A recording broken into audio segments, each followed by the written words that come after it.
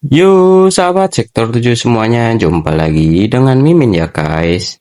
Hari ini Mimin akan membawakan alur cerita kembalinya Sang Raja Neraka. Sebelum kita masuk ke ceritanya, Mimin ucapkan terima kasih sudah bersedia untuk klik video ini.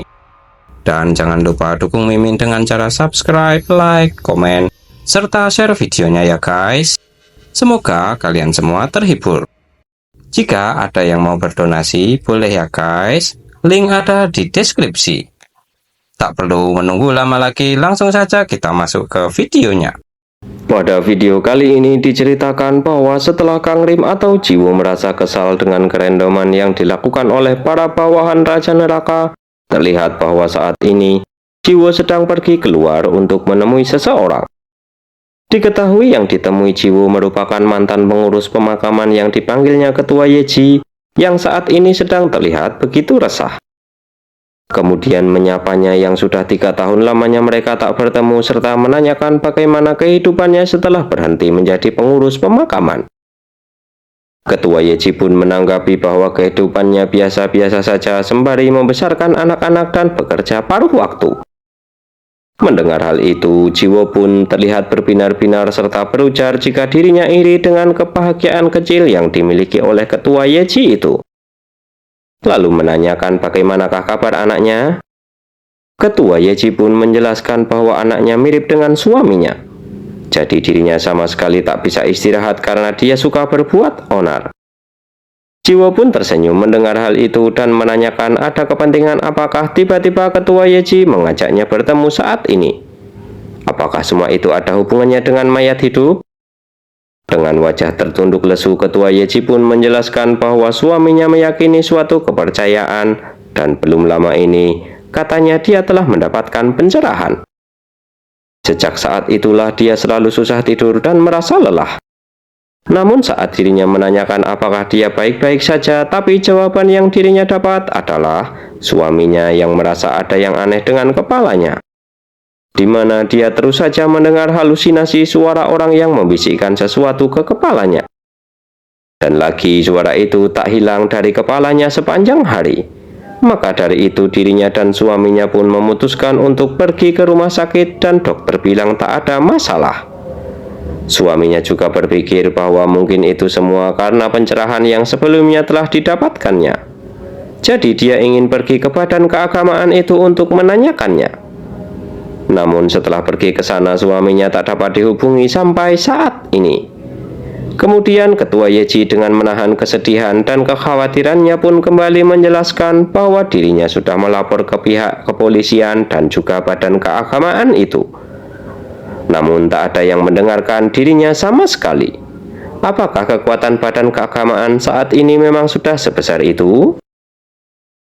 Sementara waktu berlalu dirinya semakin merasa gelisah karena memikirkan bagaimana jika suaminya benar-benar tak akan kembali lagi kepadanya. Dan dari sanalah yang terpikirkan olehnya adalah menghubungi Jiwo serta setelah itu sembari air mata keluar dari kedua matanya, Ketua Yeji meminta tolong kepada Jiwo apakah dia bisa menemukan keberadaan dari suaminya itu. Merasa simpati dengan kejadian itu, Jiwo pun bertanya apa nama badan keagamaan itu. Ketua Yeji pun memberitahu bahwa namanya adalah Badan Keagamaan Neraka. Sontak hal itu membuat Jiwo pun terkejut. Kemudian berpindah di apartemen tempat Jiwo tinggal. Jiwo pun menceritakan tentang Badan Keagamaan Neraka yang didengarnya itu kepada Nomang dan Raja Neraka, yang membuat mereka pun terkejut setelah mendengar nama itu. Lalu Nomang pun berujar bahwa dari namanya saja sudah terlihat sesat serta mengatakan bahwa selera mereka benar-benar aneh dalam pemilihan nama dan menanyakan kepada dewa manakah mereka mengabdi. Namun Raja Neraka pun menghiraukan pertanyaan Nomang yang menanyakan hal itu karena menganggap bahwa jelas-jelas mereka semua pastilah orang jahat. Lalu mengajak untuk segera menyingkirkan mereka semua. Akan tetapi dengan sedikit canggung Jiwo pun mengatakan bahwa walaupun hal itu memang sulit dipahami, tapi yang disembah oleh mereka adalah Raja Neraka. Sontak hal itu pun membuat Raja Neraka mengeluarkan ekspresi bodohnya setelah mendengar kata-kata dari Jiwo.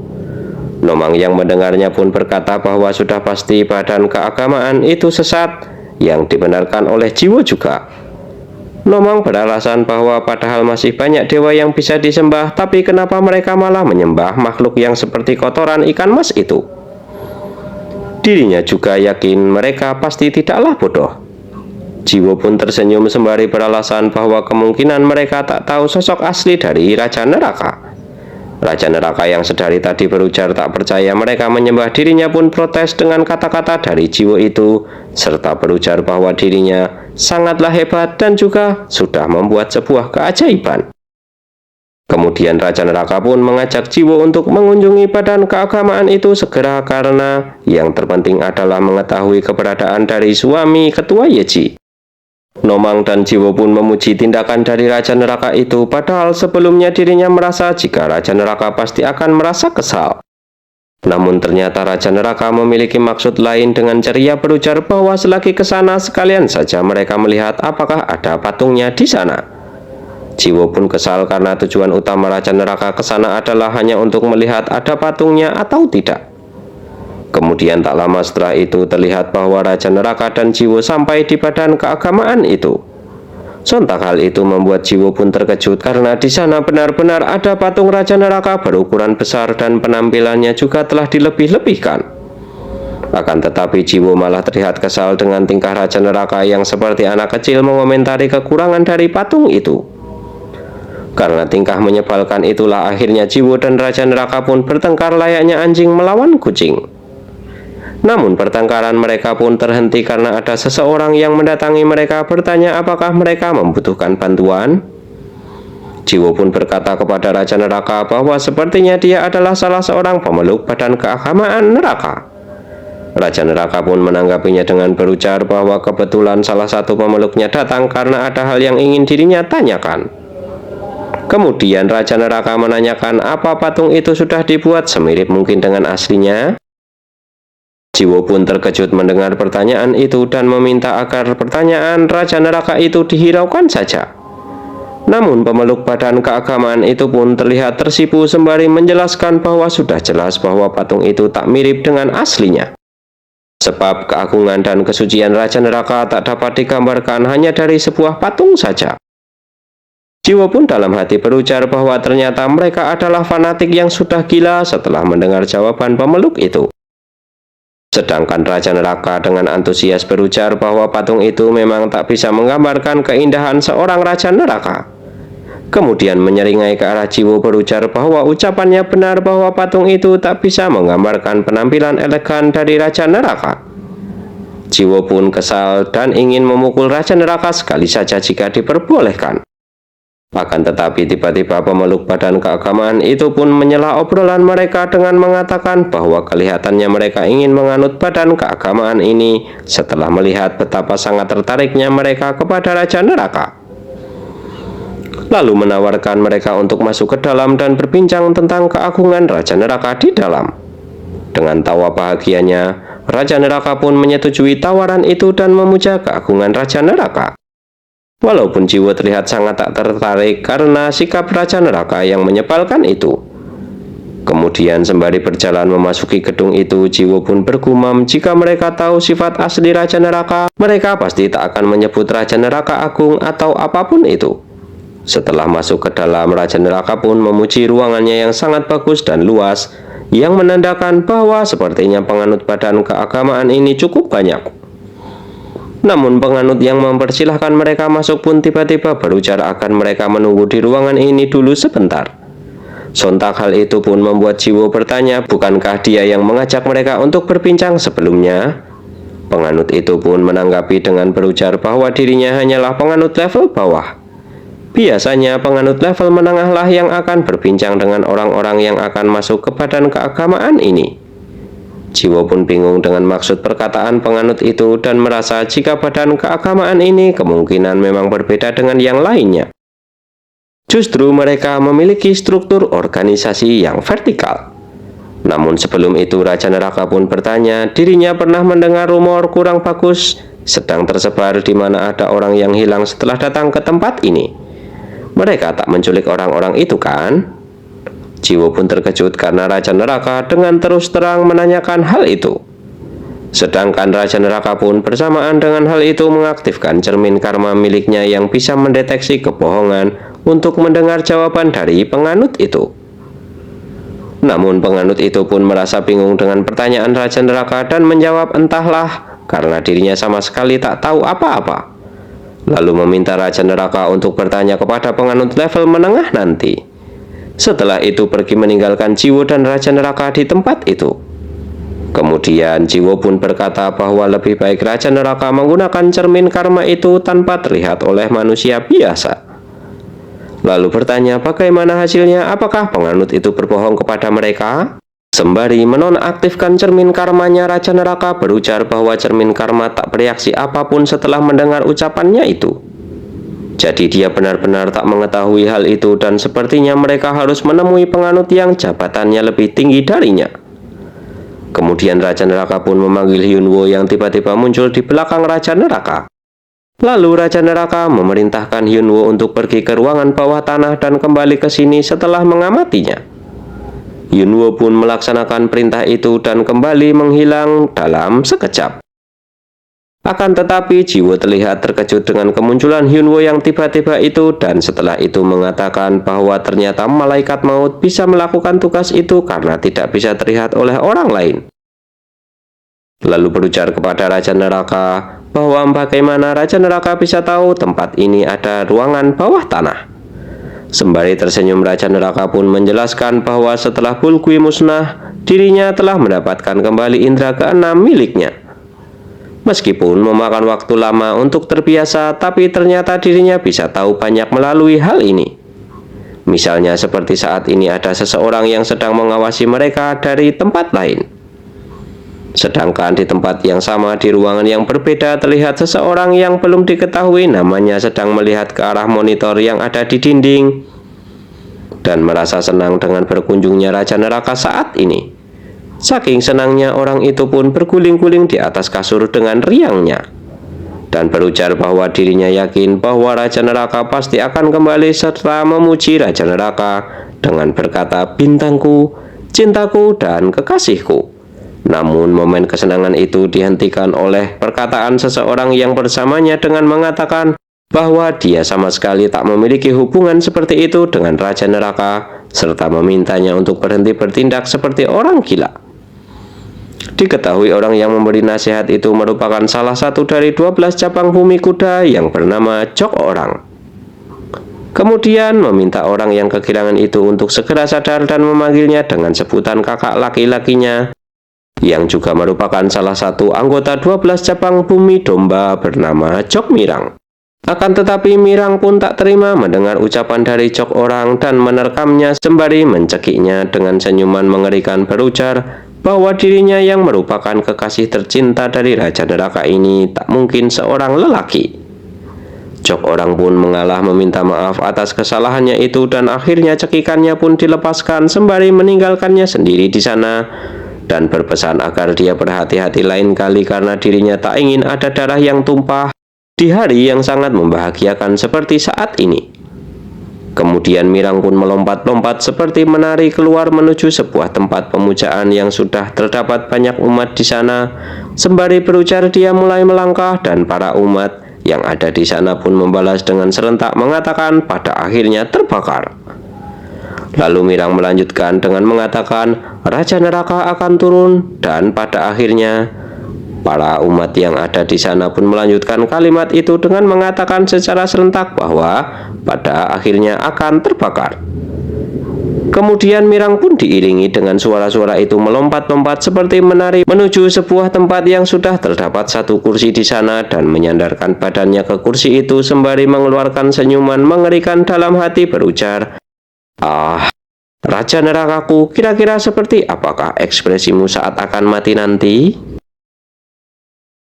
Kemudian berpindah di tempat Raja Neraka saat ini berada terlihat bahwa setelah memberitahu Jiwo jika mereka sedang diawasi oleh seseorang, Raja Neraka pun terlihat merinding sembari berujar bahwa entah kenapa tulang belakangnya terasa merinding dengan tatapan yang mengawasi mereka dan mengira jika bisa dibilang dirinya seperti sedang merasakan adanya pikiran jahat. Jiwo pun tak percaya ternyata Raja Neraka bisa merasakan hal seperti itu juga. Namun Raja Neraka pun mengumpat mengira jika yang mengawasinya adalah Kaisar Langit, si makhluk tua yang mesum.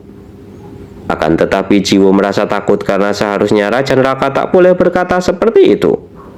Lalu tak lama setelah itu penganut level bawah sebelumnya pun datang kembali menemui mereka bersama dengan penganut level menengah yang bernama Kim Hun. Kemudian Kim Hun pun mengatakan bahwa Raja Neraka saja yang bisa ikut dengan dirinya karena cara menjadi penganut di badan keagamaan ini berbeda antara pria dan wanita. Mendengar hal itu, Jiwo pun mendekat ke arah Raja Neraka sembari berbisik agar mengikuti apa yang mereka inginkan, agar mereka bisa mendapatkan informasi yang mereka butuhkan saat ini. Sebab badan keagamaan ini sungguh aneh karena menyembah Raja Neraka, jadi dirinya yakin pasti ada yang mereka sembunyikan. Akan tetapi perkataan dari Jiwo itu membuat Raja Neraka tersinggung dan berujar memangnya aneh dengan adanya orang-orang yang menyembah dirinya. Namun Jiwo masih bersikeras jika hal itu aneh dan membuat mereka pun kembali ribut adu argumen. Sedangkan Kim Hun merasa bingung melihat mereka sedang membahas apa dan mengira bahwa mereka adalah orang-orang yang bodoh. Namun terlihat bahwa wanita yang bersama dengan pria itu terlihat tak percaya dengan badan keagamaan milik mereka. Kemudian di sela-sela keributan antara Raja Neraka dan Jiwo pun Kim Hun menghentikannya dengan mengajak Raja Neraka pergi bersamanya. Setelah itu mereka semua pun berpisah. Lalu setelah itu Kim Hun dan Raja Neraka pun terlihat sedang berjalan menyusuri tempat itu sembari melihat adanya banyak anak-anak ada di tempat ini juga. Dan kemudian salah seorang anak pun berlari memeluk Kim Hun serta mengajaknya untuk bermain bersamanya. Namun Kim Hun menolaknya dengan alasan bahwa dirinya saat ini harus menyampaikan firman Raja Neraka dan menjanjikan akan menemaninya main lain kali. Anak itu pun awalnya sedih namun langsung kembali ke arah teman-temannya untuk kembali bermain bersama. Sedangkan Kim Hun menjelaskan bahwa mereka adalah anak-anak yang belum lama ini kehilangan orang tuanya. Karena kurangnya tempat penitipan anak, badan keagamaan inilah yang menjaga mereka. Mendengar hal itu Raja Neraka pun berujar bahwa rupanya badan keagamaan ini berbuat baik juga dan bertanya kenapa mereka semua mengenakan topeng seperti itu. Kim Hun pun menanggapi bahwa itu ajaran badan keagamaan ini. Mereka diajari bahwa semua manusia itu sama dan berusaha untuk melihat manusia dari karakteristiknya bukan dari sisi luarnya. Raja Neraka yang mendengar hal itu pun merasa jika dia berkata jujur karena cermin karmanya tak bereaksi. Lalu berniat akan bertanya ke intinya dengan menanyakan apakah belakangan ini Kim Hun pernah melihat pria paruh baya bertubuh besar. Kabarnya dia baru saja mencapai pencerahan belum lama ini, tapi dirinya khawatir karena setelah itu dia tak terlihat lagi. Mendengar hal itu, Kim Hun pun mengatakan bahwa mungkin pria yang dimaksud adalah pria beralis tebal yang ada di dekatnya saat ini. Kalau tak salah, dia pernah berkata bahwa istrinya adalah mantan pengurus pemakaman. Kelihatannya Raja Neraka mengenalnya. Apakah dia ingin bertemu dengannya? Sontak kata-kata itu membuat Raja Neraka senang dan bertanya apakah dirinya memang boleh menemuinya. Kim Hun pun mengatakan bahwa tentu saja Raja Neraka bisa menemuinya karena beberapa orang di sini meninggalkan keluarganya setelah menjadi penganut badan keagamaan ini dan bertekad akan hidup hanya demi Raja Neraka. Raja Neraka pun terkejut setelah mendengar penjelasan itu. Kemudian berpindah ke tempat Jiwo berada saat ini yang sedang bersama dengan penganut level bawah sebelumnya. Jiwo pun bertanya mereka akan pergi kemana kepada penganut itu karena mereka sudah melewati tempat berkumpulnya para penganut wanita. Namun dengan singkatnya penganut itu hanya menjawab bahwa mereka akan pergi lebih jauh lagi dan lebih dalam lagi yang membuat Jiwo pun bertanya-tanya sedari tadi dia terus saja berbicara seperti itu, tapi mau sejauh apa lagi mereka akan pergi sebenarnya. Lalu dalam hatinya berujar bahwa ini sangatlah aneh menurutnya. Nuansa ruangan di katedral ini juga agak berbeda. Padahal jika dilihat dari luar, tempatnya tak sebesar ini. Ditambah lagi dirinya merasakan adanya orang yang sedang memakai pakaian jenazah. Meskipun dirinya tak tahu pasti, namun dirinya yakin ada hal aneh yang sedang terjadi. Kemudian meyakinkan dirinya untuk fokus mencari suami ketua Yeji dan harus mengupas tuntas identitas badan keagamaan aneh ini agar tak ada korban lagi. Akan tetapi penganut level bawah itu pun tiba-tiba berhenti dan berkata kepada Jiwo bahwa tampaknya Jiwo tak percaya dengan badan keagamaan ini. Namun Jiwo berkilah bahwa dirinya mempercayainya. Akan tetapi penganut itu berujar bahwa Jiwo tak pandai dalam berbohong. Karena itu Jiwo akan segera mempercayainya setelah ini. Kemudian meminta tolong kepada mayat hidup untuk mengurus Jiwo. Sontak kata-kata itu membuat Jiwo pun terkejut karena tiba-tiba ada dua mayat hidup yang ada di belakangnya dan sudah memegang kedua pundaknya. Lalu mayat hidup itu pun berujar bahwa pendosa ini harus didorong dan harus ditarik sembari memakai pakaian jenazah mereka yang bernama tawa lambat penolakan dan tawa lelucon penarikan. Dalam situasi itu, Jiwo pun langsung berlari menjauh dari para mayat hidup itu, namun tiba-tiba tubuhnya langsung terlempar mengenai tembok tanpa merasakan serangan datang ke arahnya. Tak sampai di situ saja, mayat hidup satunya pun langsung menyerang Jiwo tanpa memberinya waktu untuk istirahat, namun Jiwo masih bisa menghindarinya. Dan saat Jiwo ingin balas menyerang mayat hidup itu, tiba-tiba Jiwo terhenti di atas udara karena ditarik oleh kekuatan pakaian jenazah milik mayat hidup tawa lelucon penarikan dan melempar Jiwo jauh hingga jatuh ke atas lantai.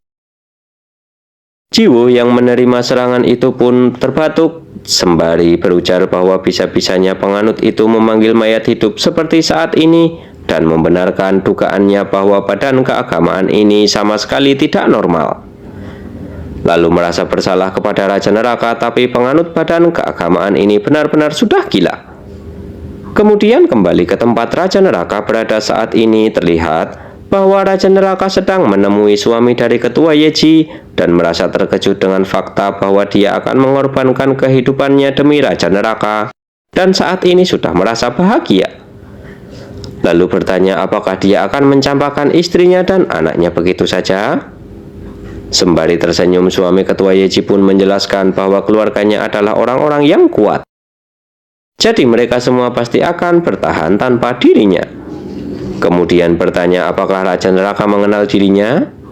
Seingat dirinya belum pernah bertemu atau mengenal siapa Raja Neraka itu. Sontak hal itu membuat Kim Hun pun terkejut dan menanyakan jika dia bukan kenalan Raja Neraka, untuk apa Raja Neraka ingin menemuinya. Akan tetapi Raja Neraka merespon dengan tiba-tiba mengambil topeng Kim Hun, yang membuat Kim Hun pun terkejut dengan tindakan tiba-tiba dari Raja Neraka itu. Raja Neraka pun dengan santainya berkata ternyata Kim Hun bukan mayat hidup, yang membuat Kim Hun pun bertanya apakah Raja Neraka merupakan seorang pengurus pemakaman. Namun Raja Neraka tak menjawabnya dan langsung memukul Kim Hun tepat di wajahnya akibat dari cermin karma miliknya bereaksi bahwa ada kebohongan yang terdengar dari mulut suami Yeji sebelumnya dan membuat suami Yeji pun pingsan dengan satu pukulan di tengkuknya. Meskipun tak masuk akal jika saat ini dia bahagia adalah fakta, jujur akan mencampakkan istri beserta dengan anaknya dan juga jujur soal akan tetap tinggal di tempat ini. Namun kalimat bahwa dia akan hidup demi Raja Neraka adalah sebuah kebohongan. Orang yang menyerahkan diri ke suatu badan keagamaan hingga mencampakkan istri dan anaknya tak percaya kepada dewa, itulah hal yang tak masuk akal. Mereka pasti memiliki sebuah tujuan. Lalu Raja Neraka pun berjalan menuju ke suatu tempat sembari berujar dalam hati bahwa dengan tak adanya Nomang di sini, dirinya harus mencari tahunya sendiri dengan cara menyamar sebagai penganut level menengah dan menelisik lebih jauh dalam lagi. Lalu memasuki sebuah ruangan sembari mengira jika sepertinya mereka sedang dicuci otaknya karena tak percaya kepada dewa. Dan bertanya-tanya apakah yang akan dia dapatkan dari badan keagamaan ini hingga bersedia mencampakkan keluarganya sendiri. Agak mencurigakan bahwa kalimat tentang dia bahagia merupakan sebuah fakta, bukanlah kebohongan. Akan tetapi tiba-tiba Raja Neraka dipanggil dengan nama Kim Hun, namun langsung menyadari jika dia salah memanggil dan mengira jika Raja Neraka adalah penganut level menengah baru. Kemudian memperkenalkan dirinya bernama Kim Byun Wo, yang merupakan penganut level bawah yang akan membantu pencerahan kali ini. Dirinya juga sudah mencari Raja Neraka kemana-mana karena tak melihatnya, padahal pencerahannya akan segera dimulai. Mendengar hal itu, Raja Neraka pun terkejut dengan apa yang dimaksud dengan pencerahan itu dan menyimpulkan bahwa melakukan pencerahan adalah tugas dari penganut level menengah. Lalu memutuskan untuk melihat langsung bagaimana proses pencerahan itu dengan mata kepalanya sendiri dengan menyamar sebagai penganut level menengah. Tak lama setelah itu, Raja Neraka pun memasuki tempat pencerahan akan diadakan dan langsung mencium bau minyak yang menyengat serta dibarengi dengan sebuah suara penganut yang memuja-muja Raja Neraka dengan mengatakan kalimat, "Turunlah Raja Neraka," pada akhirnya terbakar. Kalimat itu pun diucapkan serentak dan berulang-ulang dan meminta pengampunan atas dosa-dosa mereka sembari meminta agar Raja Neraka menurunkan itu. Terlihat bahwa ada sebuah tiang dengan kain putih terikat di sana, tepat di tengah-tengah para penganut yang sedang melakukan ritual pencerahan itu. Bagaimanakah kelanjutan ceritanya? Kita lanjutkan di video berikutnya ya guys. Terima kasih sudah menonton. Jumpa lagi dan bye-bye.